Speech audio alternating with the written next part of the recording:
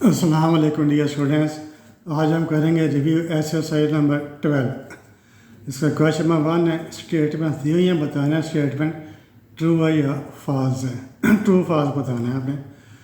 Question number 1 का first part है, bisection means to divide into two equal parts. तो ये वाली स्टेटमेंट है, इसके बताना है ट्रू है या फॉल्स है। तो बाइसेक्शन जो है ये देखें, ये बाई है, तो बाई का मतलब होता है टू, और सेट का मतलब होता है डिवाइड करना। जो वर्ड है ये से आपको पता चलेगा, bi means two and sect means divide करना। तो क्या लिखा है, bisection means to divide into two equal parts. Bisection का मतलब क्या होता है कि किसी चीज़ को टू इक्वल पार्ट्स में डिवाइड करना। तो इसका नाम से ज़ाहिर है, bi means two, sect means divide करना। This is a true statement. जैसे देखिए ये कोई लाइन सेगमेंट है ए बी, अगर इसकी लेंथ 4 सेंटीमीटर है तो इसका हम डिवाइड कर दें 2 सेंटीमीटर और 2 सेंटीमीटर में, तो इसका क्या वाला है, हमने इसको बाइसेक्ट कर दिया है। जब आप किसी लेंथ को टू इक्वल पार्ट्स में डिवाइड कर देते हैं, 2 सेंटीमीटर 2 सेंटीमीटर या 3 सेंटीमीटर 3 सेंटीमीटर, उसका मतलब होता है हमने इसको टू इक्वल पार्ट्स में डिवाइड कर दिया। तो this is a true statement. Second है राइट बाइसेक्शन। अब यहाँ पर देखें बाइसेक्शन का राइट आ गया, यहाँ पर इसका मतलब टू इक्वल पार्ट्स में डिवाइड करना है। जब राइट आ जाए इसका मतलब होता है 90 डिग्री का एंगल बना रहा है। जब भी राइट आ जाए उसका मतलब होता है angle of 90 degree. Right bisection of a line segment means to draw perpendicular. तो राइट का मतलब भी 90 डिग्री होता है और परपेंडिकुलर मतलब भी 90 डिग्री होता है, which passes through mid point. जब बाइसेक्ट किया तो फिर वो मिड पॉइंट में से पास करेगा ऑफ ए लाइन सेगमेंट। तो ये भी ट्रू है। तो right bisection of a line segment means to draw a per, जैसे यहाँ पर देखें ये था ना, यहाँ पर परपेंडिकुलर ड्रा कर दें, इसी के ऊपर आप परपेंडिकुलर यूं करके परपेंडिकुलर ड्रा कर दें। ये परपेंडिकुलर है जो उसके साथ 90 डिग्री का एंगल बना रहा है। तो right bisection of a line segment, इसे हम लाइन सेगमेंट कहते हैं, means to draw perpendicular which passes through midpoint of the line segment। ये भी true statement है। थर्ड है any point on the right bisector। any point on the right bisector of a line segment is not equidistant from its end points। यहाँ पर से not लगा दिया, अगर not ना होता फिर true था, not लगा दिया इसलिए ये वाली false statement है। तो ये जो आपका थ्योरम है 12.1 चैप्टर नंबर 12 का जो फर्स्ट थ्योरम है, वो थ्योरम की स्टेटमेंट है। उस स्टेटमेंट में नॉट नहीं है, अगर नॉट ना होता फिर ट्रू था, जैसे यहाँ पर नॉट लगा दिया इससे ये वाला फॉल्स बन गया। तो ये थ्योरम 12.1 की स्टेटमेंट है, लेकिन गलत स्टेटमेंट लिखी हुई है नॉट की वजह से। फोर्थ पार्ट है any point equi distance. Equi distance क्या होता है, एक जैसे फासले के बाद। Equi distance, equi means equal, equi means equal distance at the same distance, at the equidistant means at the same distance। any point equidistant from the end points of a line segment is on the right bisector of it। अब देखिए यहाँ पर not नहीं लिखा हुआ, तो not नहीं है तो फिर यह ट्रू स्टेटमेंट है। वही स्टेटमेंट है, उसको अपने दूसरे अंदाज से ये चैप्टर नंबर ये थ्योरम नंबर 12.2 है, सेकंड जो थ्योरम है उसकी स्टेटमेंट है any point equidistant from the end points of line segment is on the right bisector of it. ये भी थ्योरम की स्टेटमेंट है, ये ट्रू स्टेटमेंट है। फिर नेक्स्ट है फिफ्थ पार्ट है इसका, इसमें क्या लिखा हुआ है, the right bisectors of the sides of a triangle are not. यहाँ पे देखें नॉट आ गया, तो यहाँ पर नॉट आ जाए तो वो फॉल्स स्टेटमेंट होगी। The right bisectors of the sides of a triangle are not concurrent. ये फॉल्स स्टेटमेंट है, अगर नॉट ना होता फिर ट्रू था, और यहाँ पर नॉट ना होता फिर ट्रू था। नॉट आ गया, इस नॉट की वजह से वाली फॉल्स स्टेटमेंट होगी। जो राइट बाइसेक्टर्स है वो कंकरेंट होते हैं। कंकरेंट का क्या मतलब होता है, एक ही पॉइंट में से पास करते हैं। Concurrent mean they pass through the same point, same point they pass through the same. Concurrent means एक ही पॉइंट में से पास करना है। ये सिक्स्थ पार्ट है इसका, part number 6। The bisectors of the angles of a triangle are concurrent. अब देखें यहाँ पर नॉट नहीं ना, ये ट्रू स्टेटमेंट है। The bisectors of the angles of a triangle are concurrent। तो concurrent means they pass through the same point।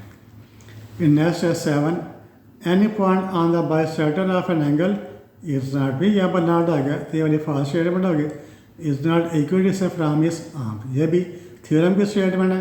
Theorem की स्टेटमेंट यहाँ पर नॉट नहीं है बल्कि, ठीक है, तो नॉट ना हो तो फिर ट्रू है, ये नॉट है इसलिए ये वाली फॉल्स स्टेटमेंट हो गई है। तो जितने भी थ्योरम है तमाम थ्योरम की स्टेटमेंट्स आपको अच्छे तरीके से याद होनी चाहिए, तमाम थ्योरम की स्टेटमेंट्स आपने अच्छे तरीके से याद करनी है। फिर नेक्स्ट है part number 7, any point inside an angle. तो any point inside an angle equidistant from its arms is on the right by side of it, ये भी थ्योरम की स्टेटमेंट है, ये ट्रू स्टेटमेंट है, इसमें नॉट नहीं है, ये भी ट्रू स्टेटमेंट, ये भी थ्योरम है। इसके आपने थ्योरी स्टेटमेंट को आपने अच्छे तरीके से याद करें ताकि जब आप थ्योरम करेंगे तो आपको स्टेटमेंट याद होगा तब आपको पता चलेगा कौन सा थ्योरम है। क्वेश्चन नंबर 3 है, define bisector of a line segment. तो डिफाइन करना है bisector of a line segment, bi means two, sector divide करने वाला, सेक्टर डिवाइड करना यानी टू पार्ट्स में, टू इक्वल पार्ट्स में डिवाइड करने वाला। तो बाइसेक्टर इसके डेफिनेशन देख रहे हैं, bisector of a line segment की डेफिनेशन है। इस डेफिनेशन को आपने अच्छे तरीके से याद करना है, ये 2 नंबर के शॉर्ट क्वेश्चन में आती होती है, इससे आपको उसमें इसको आपने अच्छे तरीके से याद करना है। तो bisector of a line segment is a line. तो बाइसेक्टर ऑफ लाइन सेगमेंट वो क्या होता है, लाइन होती है। Bisector of a line segment is a line which divides the line segment into two equal parts. तो किसी भी लाइन सेगमेंट का जो बाइसेक्टर है वो क्या होता है, एक लाइन होती है जो लाइन सेगमेंट को 2 इक्वल पार्ट्स में डिवाइड कर देती है। जैसे ऊपर देखा था हमने, ये ए भी लाइन सेगमेंट है, ए भी लाइन सेगमेंट है, तो ये इसका बाइसेक्टर है जो इसको 2 इक्वल पार्ट्स में डिवाइड कर रहा है। तो bisector of a line segment is a line, ये लाइन है विच divide the line segment into 2 equal parts. इसको भी 2 दफ़ा पढ़ लें, आपको डेफिनेशन याद हो जाएगी, कभी भूलेगी नहीं। फिर नेक्स्ट है इसी की सेकंड डेफिनेशन करनी है, define bisector of an angle. Define करना है बाइसेक्टर ऑफ एन एंगल, किसी एंगल के बाइसेक्टर से क्या बनाना है। तो bisector of an angle is a रे, ठीक है। तो जो एंगल का जो बाइसेक्टर है वो क्या होता है, रे होती है। Bisector of an angle is a ray which divides the angle into 2 equal angles.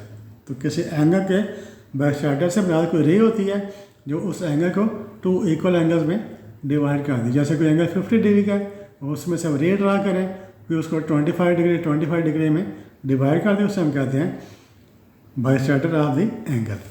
Question number 4 देखते हैं। क्वेश्चन नंबर 4 क्या है, triangle A B C is equilateral. Equilateral triangle कौन सी होती है, जिसमें तीनों साइडों की लेंथ इक्वल होती है, ये इक्विलेटरल ट्राइंगल। ऐसे triangle equi means equal, lateral means sides, equal side. तो ऐसे ट्राइंगल जिसमें तीनों साइडों की लेंथ इक्वल होती है उसे कहते हैं इक्विलेटरल ट्राइंगल। तो ट्राइंगल ए बी सी ये दी हुई है, A B C triangle A B C equilateral, यानी साइड ए बी, ये साइड बी सी और साइड ए सी, तीनों की लेंथ इक्वल है। जितनी लेंथ ए बी की है उतनी लेंथ बी सी की है, उतनी लेंथ ए सी की है। And A D is a bisector of angle ए। ये देखिए ये वाला एंगल है, ये वाला एंगल है, ये वाला।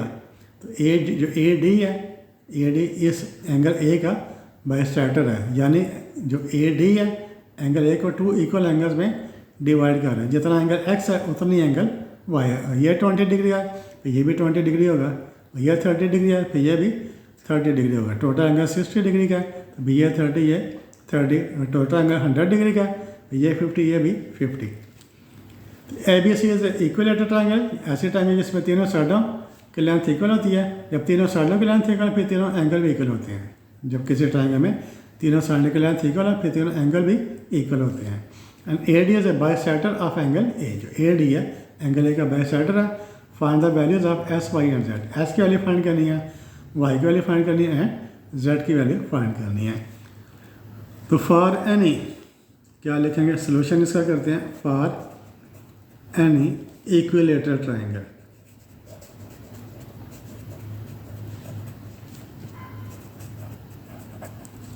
जिसमें तीनों साइडों की लेंथ भी इक्वल होती है और तीनों एंगल्स की लेंथ भी इक्विलेटरल ट्राइंगल में तीनों साइडों की लेंथ भी इक्वल होती है और तीनों एंगल की लेंथ भी इक्वल होती है। तो measure of angle A is equal to measure of angle B is equal to measure of angle C is equal to 60 degree, ये आपने याद रखना है। इक्विलेटरल ट्राइंगल में तीनों एंगल के जो होते हैं उनकी मेजर कितनी होती है 60 डिग्री। एंगल ए भी 60 डिग्री का होगा, एंगल बी भी 60 डिग्री का और एंगल सी भी 60 डिग्री। तीनों का प्लस करते 180 डिग्री हो जाएगा। 60 + 60 + 60 इज इक्वल टू 180 डिग्री। किसी भी ट्राइंगल में जो तीनों एंगल होते हैं उनकी सम 180 डिग्री की होती है। तो 180 को आप 3 के साथ डिवाइड करें तो कितना आएगा 60 डिग्री। तो ये भी 60 डिग्री का, अभी 60 डिग्री का, ये भी 60 डिग्री का है। तो सिंस ए डी आप क्या लिखेंगे, सिंस ये ए डी है, A D, since A D bisects angle A, A D bisects angle A. जो ए डी है वो एंगल ए को बाइसेक्ट करता है and measure of angle A is equal to 60 degree.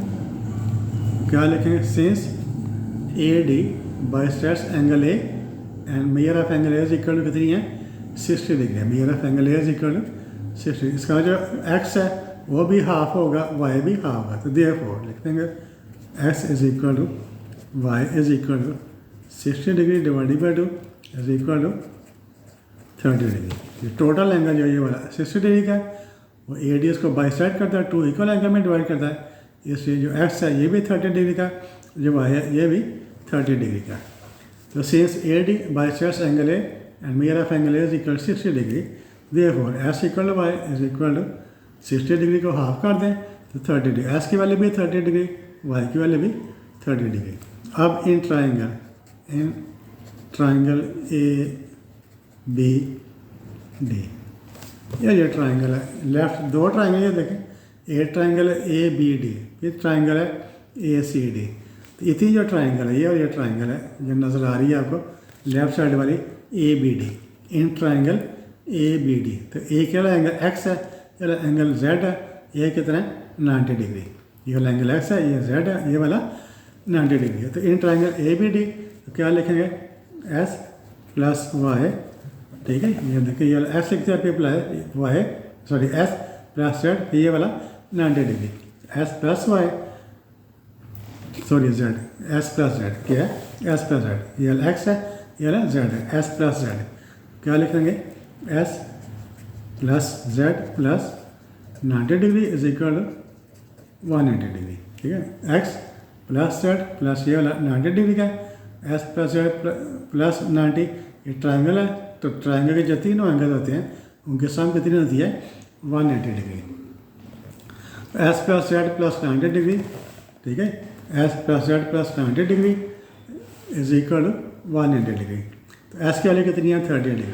क्या लिखेंगे 30 degree plus Z plus 90 degree is equal to 180 degree. तो 30 plus 90 कितना लेगा 120, 30 plus 90 120 degree is equal to 180 degree. तो Z is equal to 180 degree minus 120 degree, तो Z is equal कितना आएगा 60 degree, ठीक है। और यह इस तरह फाइंड कर लिया, पहले भी हमने देखे ऊपर भी लिखा हुआ है measure of angle B is equal to 60 degree. तो मेजर ऑफ एंगल बी कितना है जेड के इक्वल है, तो जेड की वैल्यू 60 डिग्री। और डायरेक्ट भी लिख सकते हैं, यहाँ पर आप इस तरह भी इसको कर सकते हैं। क्वेश्चन नंबर 5 है इनकॉन्ग्रुएंट ट्राइंगल्स। तो इनकॉन्ग्रुएंट ट्राइंगल, ये ट्राइंगल दी हुई हैं एल एम ओ फिर L N O, incongruent triangles L M O. ये ट्राइंगल है एल एम ओ, ये ट्राइंगल है लेफ्ट साइड वाले, and L N O right side वाले L N O. Find unknowns X and Y. तो unknown है इसमें, ये एक्स है, इसकी वैल्यू फाइंड करनी है, ठीक है। फिर दूसरा क्या है एम है, एम की वैल्यू हमें फाइंड। ये देखिए ये निशान लगा हुआ है, इस निशान का क्या मतलब होता है ये साइड इस साइड के इक्वल है। ये दो निशान लगे हैं, ये दो निशान लगे, इसका ये साइड इस साइड के इक्वल है, यानी ये लेंथ इस लेंथ के इक्वल है। तो क्या लिखें सिंस, क्या लिखते हैं ना आपने since M O is equal to N O, since M O is congruent to या is equal to N O, length of M O, length of M O is equal to length of N O, length of M O is equal to length of N O. तो therefore तो M O को क्या लिख देंगे M small M लिख देंगे, M O का हमने क्या लिखा स्मॉल एम, और एन ओ को क्या लिख देंगे 12। इक्वल टू, तो एम की वैल्यू कितनी आ गई 12 आ गई। अब हमने क्या फाइंड करना है, एस की वैल्यू फाइंड करनी है। फिर लिखेंगे सिंस, फिर क्या लिख देना है सिंस। अब जगह L M is equal to L M, L M is equal to L M, length of L M is equal to length of L M. L M को क्या लिख देंगे 2s प्लस 6, इसका हम लिख देंगे 2s प्लस 6, एल एम को क्या लिख देंगे 18, 2s plus 6 is equal to 18। ये 6 इस तरह का माइनस हो जाएगा, 2s इक्वल टू 18 माइनस 6। अब 18 में से 6 माइनस कर दें, 18 में से 6 माइनस कर दें तो 2s इक्वल टू क्या आ जाएगा 12 आ जाएगा। 2 से डिवाइड कर दें दोनों साइडों को, 12 डिवाइड बाई 2, एस इक्वल, ये 2 काट गया, 2 6 एंड 12, एस इक्वल टू 6। तो एम की वैल्यू आ गई, एम की वैल्यू 12 आ गई और एस की वैल्यू 6 आ गई। फिर क्वेश्चन नंबर 6, बस इसके 5 ही सवाल थे। एक्सरसाइज रिव्यू एक्सरसाइज 12 हमने कर ली है, इसके 5 ही सवाल थे। उम्मीद है कि आपको हर क्वेश्चन की हर पार्ट की अच्छी तरीके से समझ आई होगी। तो वीडियो देखने के बाद आपने हर क्वेश्चन को खुद 2-2 3 दफ़ा करना है ताकि जो समझ आई है वो पक्की हो जाए, कभी बोले ना। Thank you for watching this video. Allah हाफिज़।